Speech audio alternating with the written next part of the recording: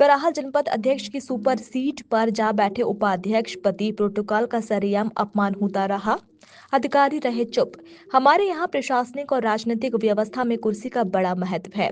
कौन किस कुर्सी पर बैठेगा ये पहले तय होता है, मगर कराहल जनपद में इन सब नियम कायदों की कोई परवाह नहीं की जाती। ऐसा हम इसलिए कह रहे हैं क्योंकि कल गुरुवार को जब जनपद कार्यालय में बस स्टैंडों की दुकानों की नीलामी की प्रक्रिया चल रही थी, उस दौरान प्रोटोकॉल के तहत एसडीएम, सीओ और जनपद अध्यक्ष महोदय अपनी अपनी कुर्सियों पर विराजमान थे।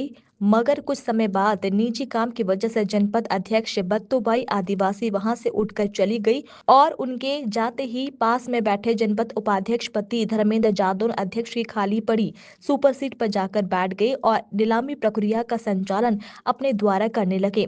मगर खुलेआम प्रोटोकॉल का उल्लंघन होता देख जनपद सीईओ साहब ने उन्हें रोकने की भी जरूरत नहीं समझी, जबकि ये कुर्सी मर्यादा की गरिमा और साथ में मौजूद पीठासीन अधिकारी के सम्मान का भी अपमान है। हालांकि इस मामले में जब उपाध्यक्ष पति धर्मेंद्र जादव से बात की गई तो उनका कहना है कि मैं नीलामी के दौरान उपजे विवाद को शांत करने अधिकारियों से चर्चा करने इधर की तरफ आ गया था और भूल वंश अध्यक्ष महोदय की खाली कुर्सी पर बैठ गया।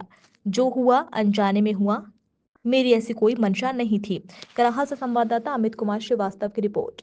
सर, कल नीलामी प्रक्रिया के दौरान आप जनपद अध्यक्ष की कुर्सी पर जनपद उपाध्यक्ष के पति बैठे हुए थे, क्या ये सर सही है बात? आप मेरी नॉलेज में ला रहे हैं। जो नीलामी प्रक्रिया थी वो एसडीएम साहब और जनपद की माननीय अध्यक्ष मैडम की उपस्थिति में ही हो रही थी। मैडम एसडीएम साहब बैठे थे और मैं प्रोसीडिंग लेखन और बोली के काम में लगा हुआ था। मैडम बीच में उठ के बाहर कहीं गई होंगी।